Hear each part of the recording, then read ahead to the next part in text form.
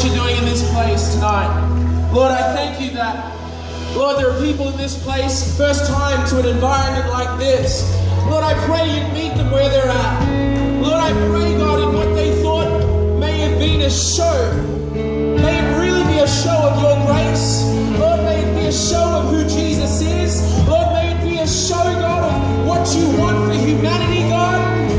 And so, God, I ask in this place that you would do a work in people's hearts tonight.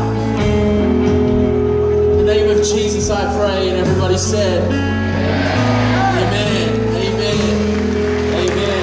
How you all doing? Are you good out there? Well, we're going to keep worshiping in a moment, and we are going to keep praising God and doing all that, but we want to give people an opportunity right now to respond to what's happening up here. Because you see, there's people here, you walked in with already a perception of what tonight's about. Maybe you think it's a concert and, well, it's got lights, it's got music, and it definitely feels like that. But you know, our heart is that you wouldn't walk away from here just hearing a cool band, but that you'd walk away from here knowing who Jesus really is in your life.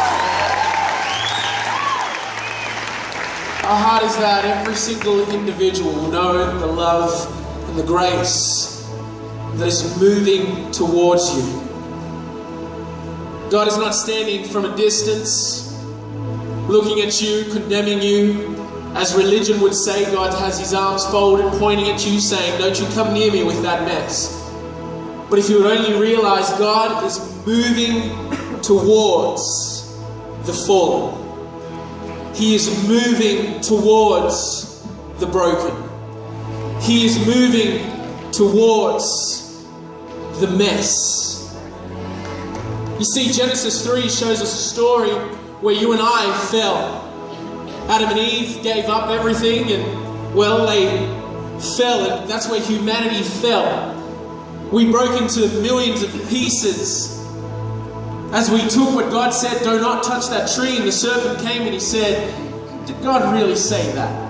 And he started to challenge us, and you and I, we gave in to that temptation. And, well, the consequences of that is now you and I were born into this world of sin. But if you look at Genesis 3 read carefully, you find that when man went running and man went hiding,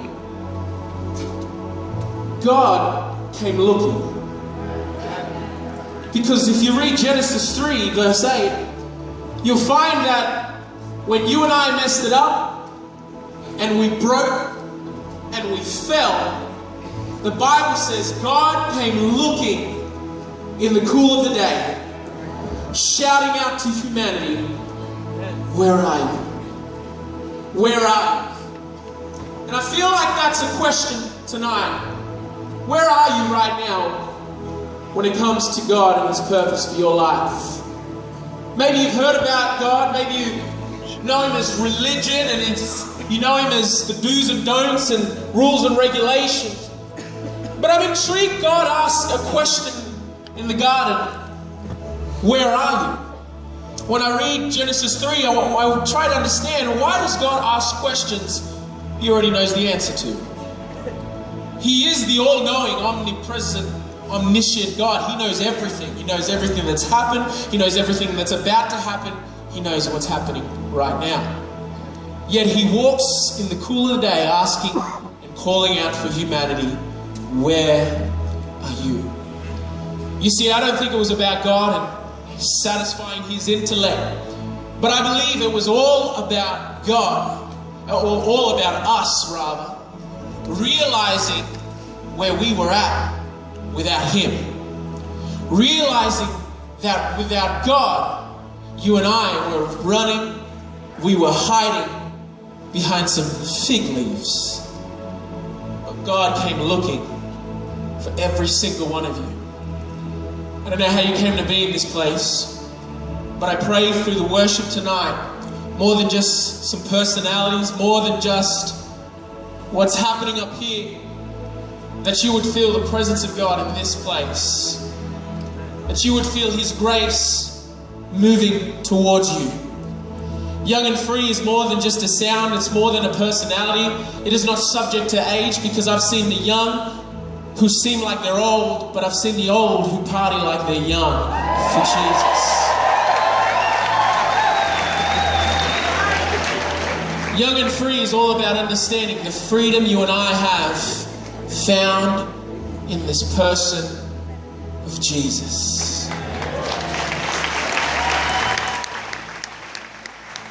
See, the Bible says the enemy comes to kill, steal, and destroy. He comes to mess up your life. You got a CD here, and just a little illustration I want to show you before I pray for some people. Is I've got a Young and Free CD here. You put the CD into a CD player, and what should happen is, well, an awesome sound should come out, maybe alive. You are alive in us. Nothing can take your place. Man, I should be singing. I don't know what these guys are thinking. Yeah.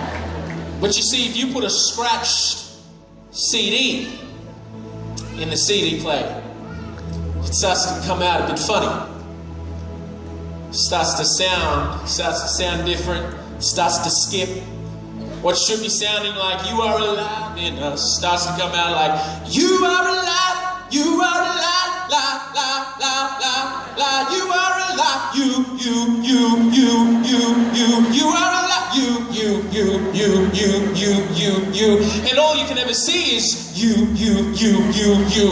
You'll never see beyond the four walls of church, because it's always going to be about you. And that's where the enemy wants you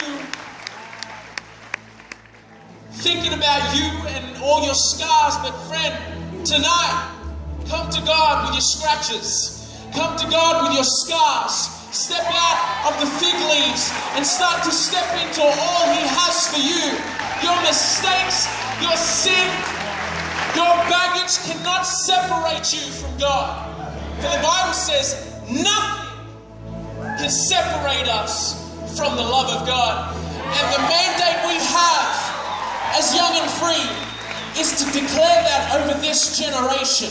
Because this generation is out there right now in society messing their lives up, and it's almost like Young and Free, well, I'm just young and free to do whatever I want. But what we have realized, we are young and free. We don't have to go and do whatever we want, because we have found all we want.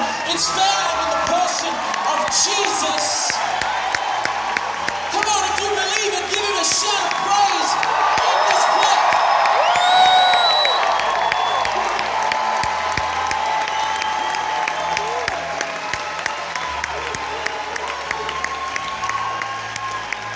You see, where the Spirit of the Lord is, there is freedom. That's why we dance. That's why we sing. That's why we surrender. That's why we raise our hands. That's why we dance, we jump, because we have found all